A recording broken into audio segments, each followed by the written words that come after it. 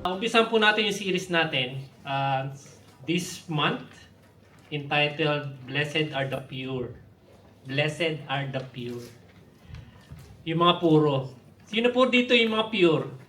Puro. Puro reklamo.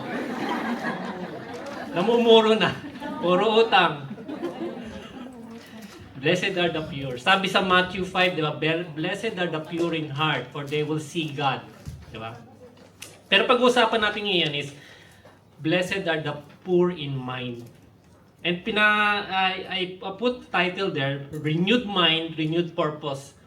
Nakakonekta pa rin to doon sa ginawa namin sa Esperanza. Kasi I think, ito yung isang mensahe sa atin ng Panginoon na gusto niya ipagawa sa atin. Gusto niyang mailagay sa isip natin na hindi lang tayo nabubuhay para sa sarili natin. Hindi lang tayo nabubuhay para dito mag-earn ng pera para sa pamilya natin sa Pilipinas.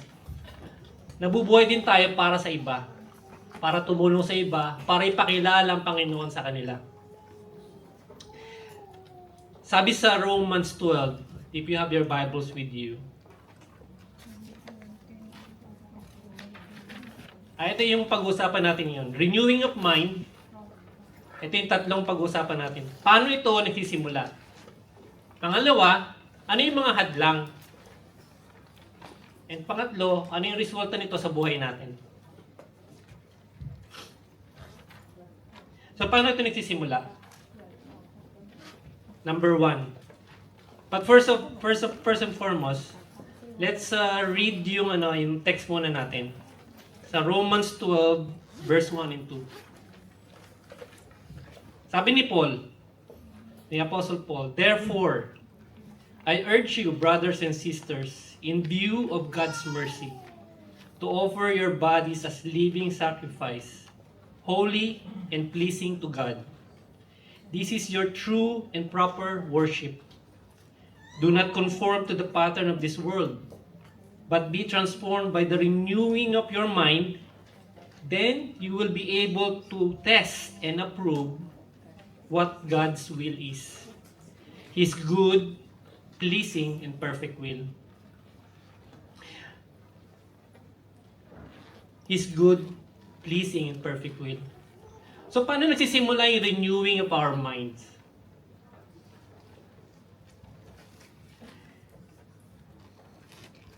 In verse 1, sabi niya,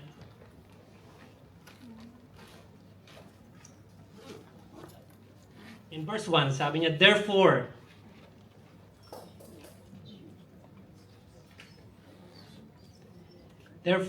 I urge you, brothers and sisters, in view of God's mercy, to present your body as living sacrifice, holy and pleasing to God. In view of God's mercy. Merong isang kwento. There was this young boy who came home, galing siya sa eskwela, he came home from school, yung shoes niya, punong-puno ng putik, punong-puno ng mud kasi naglalaro siya on the way home. Maputik yung daan kasi nila, doon sa lugar nila, kasi tagulan. His mother didn't scold him pag-uwi niya ng bahay. Hindi siya pinagalitan ng nanay niya. Instead, she gently took his shoes, cleaned them, and said, "Anak, I know you didn't mean to make your shoes dirty. You were just playing." Sabi niya, naglalaro ka lang. And then, she cleaned your shoes. The next time, sabi niya, try to be careful para hindi madumi yung shoes mo. Kinabukasan, ganun ulit. Pag-uwi ng anak niya, naglalaro pa rin siya. The boy tried his best. The next day, he tried his very best to not make his shoes dirty. Pero sa saya ng laro, at pati yung mga kasama niya, yung mga friends niya, puno pa rin ng putik yung sapatos niya pag-uwi. The mother did the same thing pag-uwi niya. She kneeled down, took the shoes, and cleaned it for him. Nung kahaponan na, nakita ng bata. Later that day, the boy saw his mother kneeling, cleaning yung shoes niya. And again, he asked, "Ma,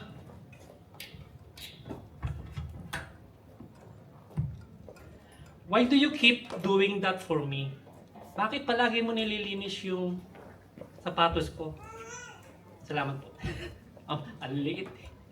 Why do you keep doing that for me? I always mess it up. Palagi ko mess up. Kahit na anong pilit ko na hindi mas maputikan yung sapatos ko, napuputikan pa rin siya pag uwi ko. Yung mother niya, nag-smile lang. Sabi sa kanya, "Because I love you. And when you messed it up, I don't cast you away or throw your shoes away." Hindi ko tinatapon yung shoes mo or tinatapon kita. Hindi kita itatapon. I cleaned you up. I clean your shoes up. I help you to be ready for what is next. Because I love you. In view of God's mercy, yung nanay, yun yung God's mercy. We keep staining ourselves with sin. But God does not discard us. Hindi niya tayo tinataboy. But instead, He cleansed us through Christ. He offered His Son for us to be clean of those sins. Mga kapatid, yung transformation ng utak natin, ng isipan natin, nagsisimula ito, it begins pag naintindihan natin yung mercy ng Panginoon. Yung pagmamahal ng Panginoon. Renewing of our mind starts when we begin to appreciate how much God has shown mercy on us. In view of God's mercy. Ano ba itong mercy ng Diyos na to na sinasabi ni Paul? But for this, we have to look back to chapter 11. Kasi chapter 12 started with therefore. Sabi niya. Therefore is there for a reason. Diba? Therefore. Sabi ko nga, transformation starts when we begin to appreciate how much God has shown us mercy. In chapter 11, makikita natin to. Starting in verse 11, makikita nyo to. Yan. How God displayed His mercies para sa atin. In chapter 11, He showed it by bringing His salvation to us, Gentiles. By reconciling us to Himself. Verse 15. By grafting us into His covenant blessing. Tayo yung mga grafted branches, di ba? Wild olive branches. Greenup tayo ng Panginoon sa Kanyang pamilya. By showing us His grace and mercy in verse 22 and verse 30. And by including us dun sa eternal plan niya of salvation. In chapter 11, Paul concluded with this in verse 25 and 26. Sabi niya, "I do not want you to be ignorant of this ministry." For us. He doesn't want us to become ignorant do sa mystery na ito. Brothers and sisters, sabi niya, so that you may not be conceited. Israel, the chosen people, experienced a hardening in part until the full number of Gentiles has come in. And in this way, all of Israel will be saved. Hardening in part. Mahalagang bagay yun. Mahalagang word yun. So, in verse 13-32, sabi rin niya, just as you were at one time, just as we were at one time disobedient to God, hindi tayo sumusunod sa Panginoon, have now received mercy as a result of their disobedience. The chosen disobedience. Kaya sabi niya doon sa earlier verse, di ba, have they stumbled that they should fall? God forbid. For their fall, salvation comes to the Gentiles. For what? To provoke them to jealousy. Another term, to provoke them to jealousy. I will show you kung bakit sinabi ng Panginoon to. So they So they too, verse 31, have now come disobedient in order that they too may now receive mercy as a result of God's mercy towards us. So, lahat tayo, Jews and Gentiles, sinubject ng Panginoon sa mercy niya. Walang favoritism. Tinanggal niya yun. Jews and Gentiles are now subjected to the grace and mercy of God. If we accept Jesus Christ, His finished work, the grace of God, the mercy of God is on us. So, if God's mercy transformed you, transform tayo ng Panginoon, ang tanong dito, how will you let that transformation, that transformed mind, transform others through you? Paano mo gagamitin yung buhay mo na binago ng Panginoon para mabago mo rin yung mga tao na nasa paligid mo? A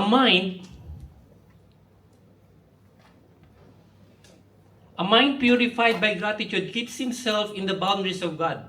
Yung utak natin, yung isip natin na na-purified or na-transform ng Panginoon, kinikip niya yung sarili niya sa boundaries ng pagmamahal ng Panginoon. When we feel unworthy, God's mercy doesn't wait us to be perfect. It embraces us and declares, "You are my child. I love you." We don't change our mind to get God to love us. Our minds are changed because we understand He already does. He loves you. Sabihin mo sa katabing mo, I'm loved. I'm chosen. Sabi sa kanta, di ba? I'm loved. I'm chosen. Your arms wide open. How can I mess it up? After all of this, it is clear to me, because the love of Jesus, I don't know where I will be. Overwhelming grace covers all my days. Because of love of Jesus, it's everything to me. The perfect love of Jesus is everything for me. So we don't change our mind para matanggap tayo ng Panginoon. He loves us before even na lumapit tayo sa Kanya. Amen po ba? Amen. Purifying our minds means we start saying to God's ways. In saying no to the worldly patterns. Kasi, a pure mind refuses to conform to worldly desires. Yung isip na transform na ng Panginoon, nagre-refuse na siya sa desires ng mundo. In verse 2, Paul commands us not to conform with the patterns of the world, but be transformed with the renewing of our minds. The renewing of our minds is the constant renewing of our minds, changing of our minds daily as we meditate, as we immerse ourselves in the Word of God.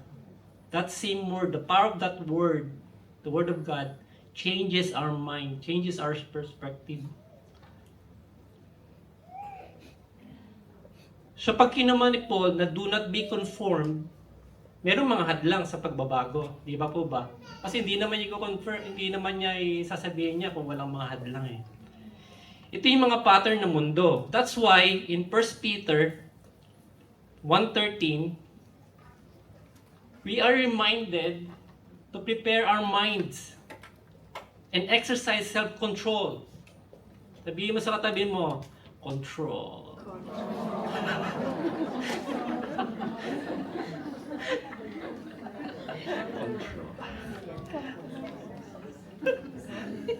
We have to prepare our mind and exercise self-control. Put your hope in the gracious salvation that will come. in Christ. So ano yung mga pattern ng mundo na sinasabi ni Paul? Ano yun? Sabi sa 1 John 2:16, there are only three. It gives us a pattern. Ito yung pattern. For everything in the world, the lust of the flesh, the lust of the eyes, and the pride of life. Sinong prideful dito? Comes not from the Father, but from the world. So ito yung pattern ng mundo. 3 lang. Ito rin yung ginamit ni Sita nung tinempt niya si Eve sa garden. Did God say that you should not eat the fruit? And when the woman saw that the fruit is good for food and for knowledge, lust of the eyes, lust of the flesh, he took it and ate. Lust of the eyes, isa-isa natin. Lust of the eyes, ito yung mga selfish desires natin for physical pleasure. Ito rin yung greed na tinatawag. We seek immediate gratification. Food, entertainment, comfort, sex. Tayong lahat, pumunta tayo dito sa Singapore to earn money for our family. But most of the time, well, sometimes when we see yung friends natin or everyone else buying nice things, we start to think, iisip natin, I think I need that too so I can look successful. Dapat meron din akong ganyan. You may start spending money of things to show off on social media, or to our friend, sa mga kaibigan ninyo, sa mga colleagues ninyo sa opisina. I'm not saying na masama bumili para sa sarili natin. What I'm saying is that if that becomes the means of defining yourself, na yung suot ninyo, yung gamit ninyo, ang nagdi-define na sa inyo, there's something wrong, di ba? Pagka-LB na yung suot nyo. Yung LB, di ba? Lace, tsaka yung B-cut. Gamit niyo Christian Dior, di ba? Christian deodorant. Christian Dior. So, isa yung sa hadlang, yung lust of the flesh. Paano yung nakakahadlang yung mga desire natin? When your mind is always thinking about what to buy next, ano na yung susunod kong bibilhin? We lose our peace. Kasi na-anxious tayo, ano ba yung meron yung kapitbahay namin? Tapos bumili sila ng 30-inch. Kailangan makabili ako ng 32-inch. Aba, may EB na sila. Bibili ako ng PHEB. Aba, may solar na sila. Mawala yung peace natin kasi habol tayo ng habol. You forgot that God is the one who satisfies us. Amen po ba? Amen. Not our new gadget, not our new things, new jewelry. Sabi ko nga yung LB tsaka deodorant. So nakakalimutan na natin na ang Diyos ang nagsasatisfy sa atin. Lust of the eyes. How about lust of the flesh? Ito yung inggit, materialism, lust, wanting what we see from others, or kung meron sila, gusto ko akin yan. Gwapo yung boyfriend niya, akin yan. Pag tumingin ka, akin ka na.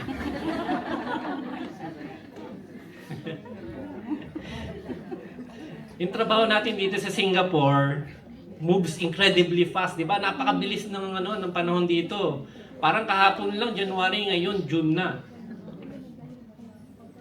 Mag-anniversary na po kami ulit. Iisip na naman ako kung ano yung regalo ko. Baka makalimutan ko. Nakakalimutan ko na yung birthday ng asawa ko eh.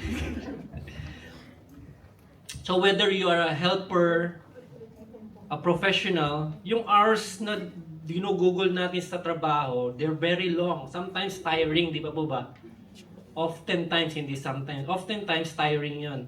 By the end of the day, yung katawan natin na nasa mid-40s na, o sometimes nasa mid-50s na, may 60s na daw,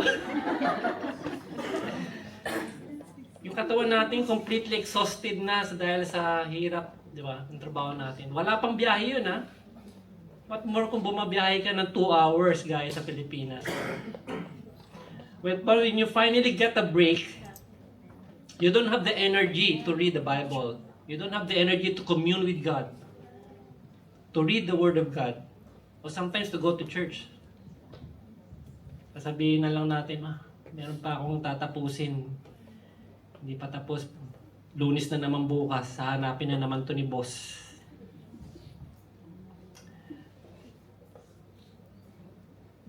Instead na we talk to God during our free time, we find ourselves just wanting to sleep, to rest.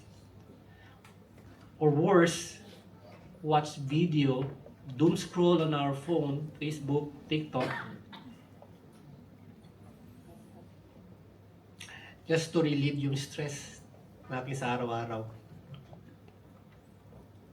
Again, hindi ko sinasabing masama yun, pero kung sobra naman, there's something wrong. So, paano siya nagiging hadlang yung sobrang kapaguran natin? Mga kapatid, yung isip natin, yung mind natin, it will not grow closer to God if you don't have time. You're too tired to talk to God. It will not grow in the knowledge of God if we are too tired to talk to Him, to pray to Him. Being overly exhausted in our minds makes our mind weak. And you end up surviving day to day instead of growing in faith. Sino po dito yung nagsusurvive na ng day by day?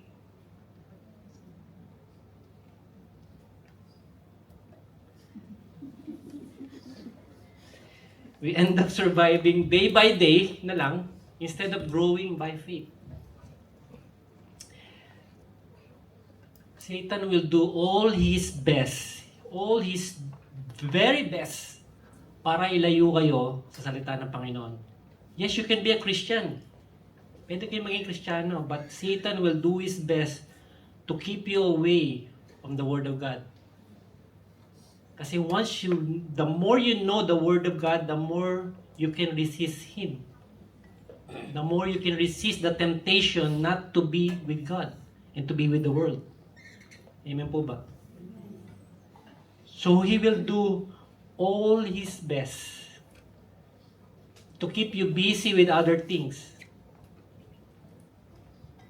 kaysa mag-commune or talk to be with God. So that is the lust of the flesh. How about the pride of life? Ito yung arrogance and self-reliance natin. Yung ako lahat attitude, yung sa Pilipinas, yung family natin looks at us like the hero of the family. You know, pag umuwi tayo, may tarpaulin. My son, my brother Danny is coming home. All extended families are welcome for the pasalubong. Alam niyo po ba, nung pumunta kami sa Esperanza, we brought 50 kg of chocolates. 50 kg. And you should see the faces of the killed children na binibigay namin yung mga chocolate. Napaka-precious niya. Napaka-precious niya. Yung chocolate na galing sa Value Dollar, it's gold to them. Kasi itong mga batang to, masaya na sila pag binibigyan sila ng, alam nyo ko, boiled egg. masaya na sila pag kumakain sila ng boiled egg. And one time na nag-feed kami doon sa Community Development Empowerment, CDE. Naganda sila ng brown rice. I don't know whether it's brown rice talaga, pero kulay brown siya. Tsaka tinolang manok. Pero yung tinolang yon hindi manok ang sahog. Papaya meron. Itlog. Simple life is, paano tayo binibless ng Panginoon yung pamilya natin sa Pilipinas? Maraming tinuro ang Panginoon sa amin nung nasa Esperanza kami. We went there hoping na ito yung madadatnan. Alam namin eh. Kasi sinasabi naman ni Jane, ni Annie, tsaka ni Pastor Lay. Pero nagpunta kami doon, first hand, we saw yung mga bata. And yun yung pinakamaganda doon. Itong mga batang to, nung children's gathering na, Children's Day, ang sabi sa kanila, 10 a.m. 10 a.m. yung event. 8 o'clock pa lang nandun na. 8 o'clock pa lang nandun na. Kaya si brother RJ, 8 o'clock pa na tumutugtog na ng yung gitara para i-entertain yung mga bata. So yun yung gift na nakita namin si brother si RJ, may magnet sa mga bata yan.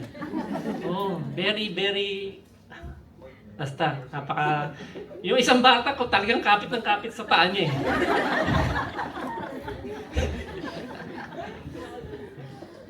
So, tanong napunta doon.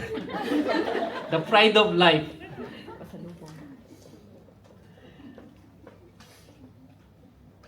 Alam nyo ba yung sometimes yung bitterness or yung unforgiveness is a sign of pride of life. Alam nyo ba? Kasi when we have bitterness or yung unforgiveness, we hoard yung opportunity to give peace to others. How about yung iniisip natin na that I am not enough? Bakit ako pupunta doon? Bakit ako ang ilalagay doon sa ministry niyo na hindi ko naman kaya yun? We are limiting God on what He can do sa atin, through us, because we don't want to obey Panginoon. When one of the elder of this church asked me if I want to consider as one of the elder of this church, Bartley, I have all the reason to say no. I have all the reason. And in three occasions, naikwento ko to kila Rosel tsaka kay In 3 occasions, I was about to approach that elder, my mentor, our mentor, to tell him na I don't want. But in 3 occasions, God will speak. God will show me that He wants me to go. And the last time, the third time, yung pangatlong time, that really broke my heart. Kasi when on that day, kunyari Monday, Sunday night, He gave me a vision. And then He said to me, I am doing something new at Bartley. Bakit ayaw mong mag-take part? That really broke my heart. Sometimes, I have this feeling na I can bring people or I can convince people to come to God in the pulpit. Nakita niyo yung picture kanina, yung binubuhat yung isang babae. That gave me a very, very message. Yung very, talaga nagtatouch yung puso ko. Kasi makita namin siya na bumababa from yung sa slope na gano'n, na puro bato. Nagko-crawl siya. Sabi ko, buhatin natin. Sabi ko doon sa kasama ko, buhatin natin. Saan pa siya pupunta? Pupunta siya doon sa fellowship. Pupunta siya doon kila Tita Janice, kila Ate Sylvia. Pupunta siya doon. And hirap na hirap siya. And no one wants to carry her. No? And God spoke to me, He said, you wanted to bring people to me. Ito siya. Buhatin mo siya. Papunta sa akin. Bring her to me.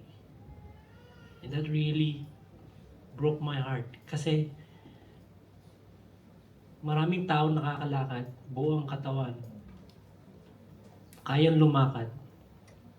Pero hindi sila nagkakaroon ng desire na pumunta, lumapit sa Panginoon. So, anong gagawin natin? Sometimes yung iniisip natin na, problema naman niya yan eh. Gusto niya pumunta doon, pumunta siya.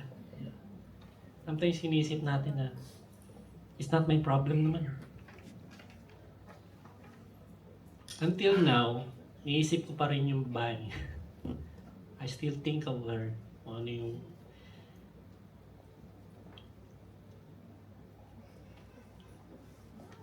I'm not saying this kasi meron akong feeling na I'm the hero.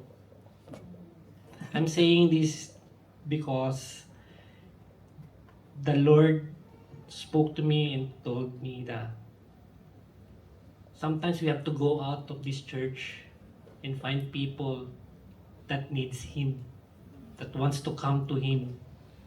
Yan, masaya tayo dito. Tatawanan tayo. Pero maraming tao sa labas ng church, ng four walls ng church na ito, na nangangailangan sa Kanya.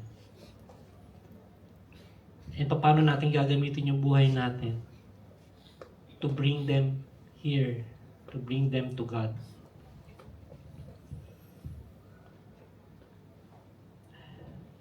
Nagiging hadlang din yung pride of life. Kasi when we think everything depends on us, kung ano yung kaya natin gawin, o kung ano yung hindi natin kayang gawin, we stop trusting that. Nawawala yung tiwala natin sa Panginoon. Yung mind natin becomes full of worry and fear. Baka hindi ko ito magawa. Alam niyo po nung nasa Esperanza kami, one thing na gusto na realize ko, na we can work together as one. Pag kami pangangailangan yung isa, wala na sabi-sabi. Tulong agad. And no matter how little yung ginagawa mo, yung role mo, it matters. Sometimes yung role mo na sasabihin mo lang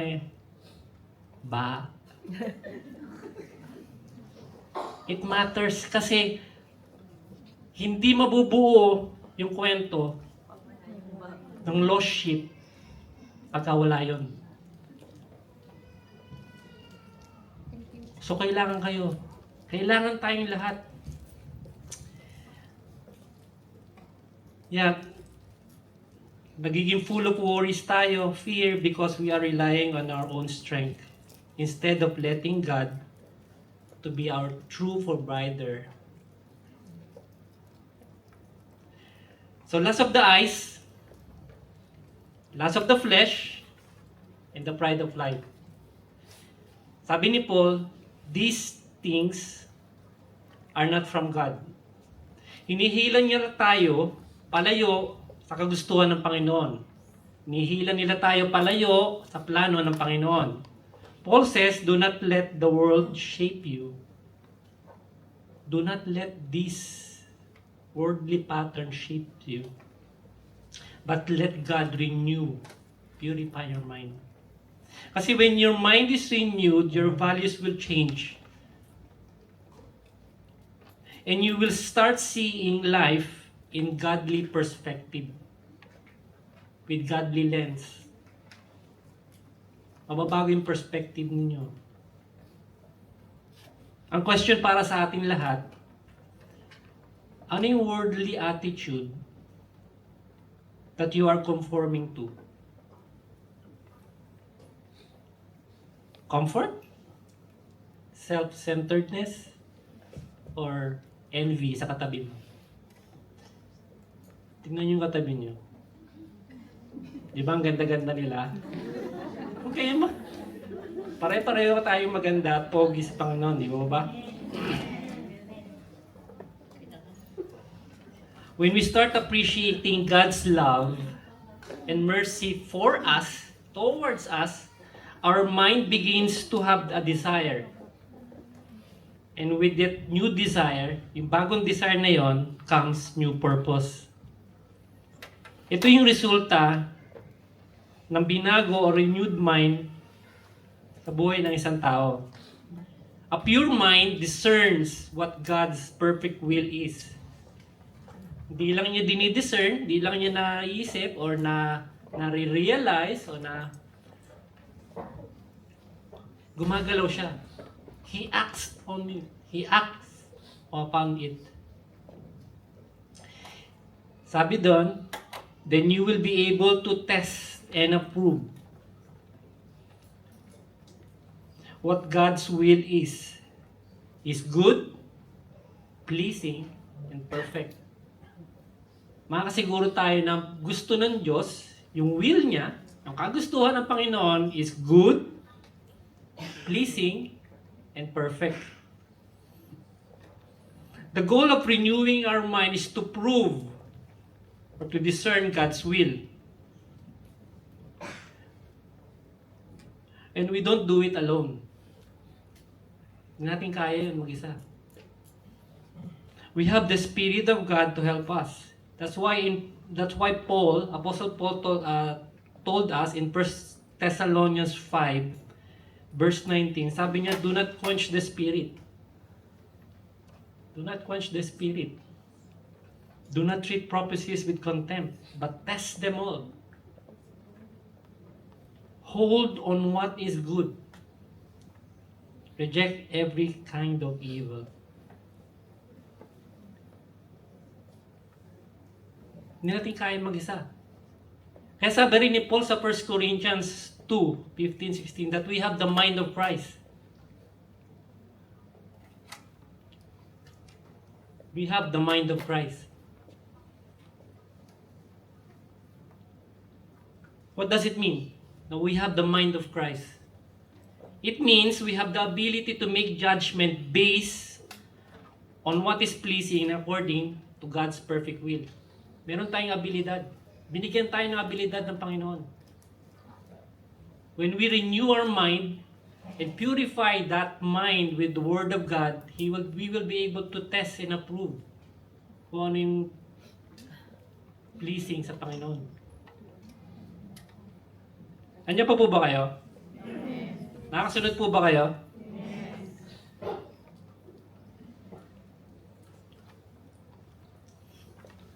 God gave us His very Spirit to help us to do His will.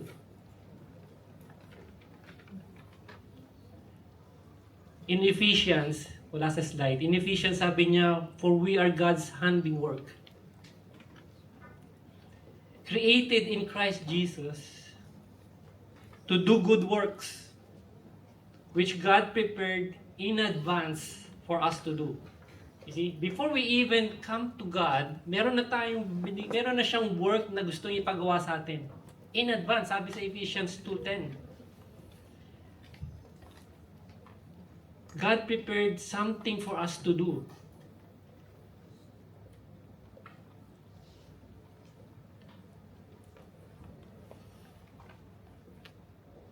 Blessed are the pure in heart. Kasi makikita natin, Panginoon. Blessed. The pure in heart shall see God. Sabi sa Matthew 10:8. We will experience deeper fellowship with Him, with God, now and ultimately, pagbalik niya.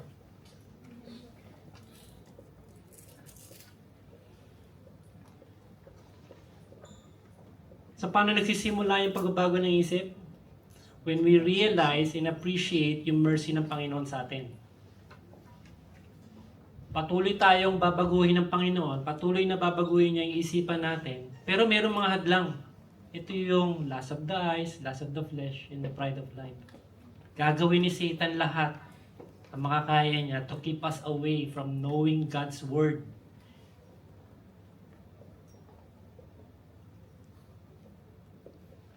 And we know when we immerse ourselves, when we seek God more in our lives, we will be able to test and approve.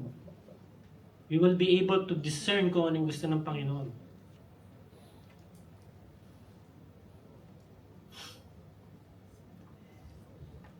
Ang pagbabago ng ating kaisipan ay nagsisimula pag nakikita natin, naintindihan natin, at isinapuso natin kung paano nagbigay ng awa at biyaya ang Panginoon, ang Diyos, sa atin. We believers, tayong mga tinawag ng Panginoon, hindi lang niya tayo tinawag para iwasan ang mga gawain ng mundong ito, mga worldly pattern, kundi para linisin din ng ating isip yung mga desire natin at mga desisyon natin in order for us to mirror God in this present life, to represent Him in this present life. In conclusion, a pure mind understands God's love and mercy, refuses to conform with the world's pattern, and discern to do God's will, His perfect will. So it starts with a renewed mind, a transformed life, and a new purpose. And itong purpose na to is not for our own glory, it's for the glory of God. Amen po ba? Renewed mind, transformed life, renewed purpose for the glory of God. Let us pray.